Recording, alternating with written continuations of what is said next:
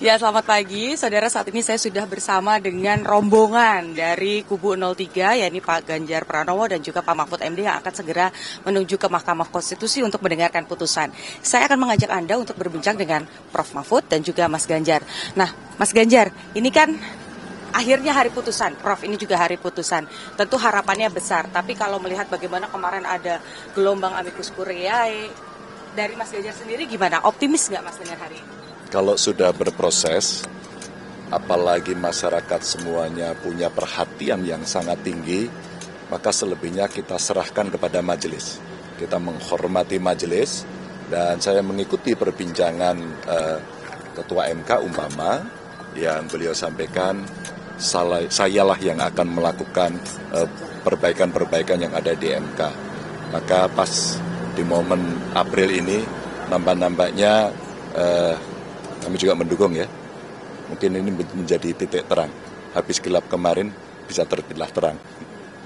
Nah, itu juga pesan yang menarik dari amicus curiae-nya Ibu Megawati. Ada Ibu Kartini, itu di-mention tuh ya di dalam situ. Apakah ini, mungkin Prof. Mahfud, apakah melihat bahwa pesannya ini memang langsung ditujukan kepada salah satu majelis hakim yang juga perempuan, dan ini Ibu Eni begitu, bahwa perempuan juga bisa mengambil keputusan dan juga bisa menyuarakan keadilan, terutama untuk demokrasi, Prof. Gimana, Prof?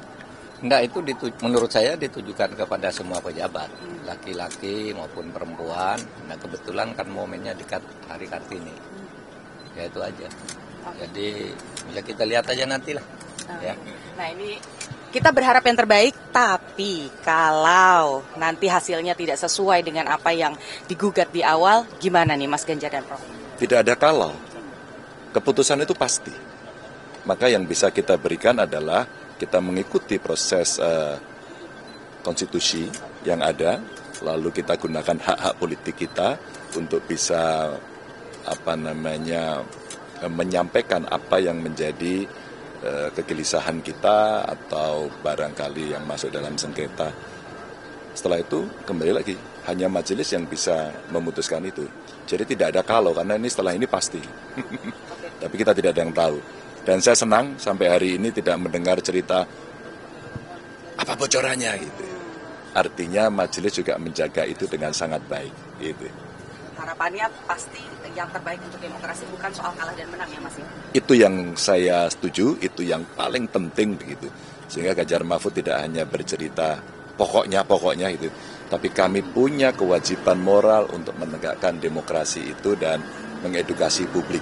Dan tentu bisa juga kami tidak sempurna, toh kami minta maaf, tapi proses ini bagian dari edukasi itu. Oke, baik, terima kasih Mas Ganjar, Prof. Mahfud. Sebentar lagi kita sampai ke Mahkamah Konstitusi, semoga hasilnya baik. Ini sebenarnya kita sudah dilihatin ya sama kuasa-kuasa hukum dari Prof. Mahfud dan juga Mas Ganjar, karena penumpang gelap kita masuk juga ke dalam bus untuk ikut rombongan. Nanti kita sama-sama, saudara, mendengarkan bagaimana keputusan dari majelis hakim ini, termasuk sidang sengketa Pilpres yang juga sangat menarik begitu, karena baru kali ini dibanjiri oleh amicus curiae, kemudian juga menjadi sorotan publik juga. Semua mata memandang majelis hakim, ini jadi momentum untuk MK mengembalikan marwahnya setelah kemarin sempat dipandang negatif begitu sentimennya. Niputu Trisnanda, Jenifan, Kompas TV, Jakarta.